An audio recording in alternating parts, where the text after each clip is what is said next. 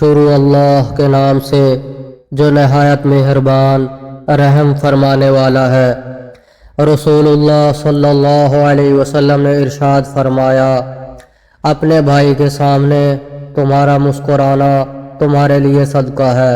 تمہارا بھلائی کا حکم دینا برائی سے روکنا صدقہ ہے، بھٹک جانے والی جگہ میں کسی کو راستہ دکھانا صدقہ ہے، پتھر کانٹا اور ہڈی کو راستے سے ہٹانا صدقہ ہے، اپنے ڈول سے بھائی کے ڈول میں پانی ڈالنا تمہارے لیے صدقہ ہے، ثواب کی نیت سے اپنے اہل و عیال پر خرچ کرنا بھی صدقہ ہے، اچھی بات منہ سے نکالنا بھی ایک صدقہ ہے، ہر قدم جو نماز کے لیے اٹھتا ہے وہ بھی صدقہ ہے، سب سے افضل صدقہ آپس میں صلح کروانا ہے، ہر ملنے والے شخص کو سلام کرنا بھی صدقہ ہے۔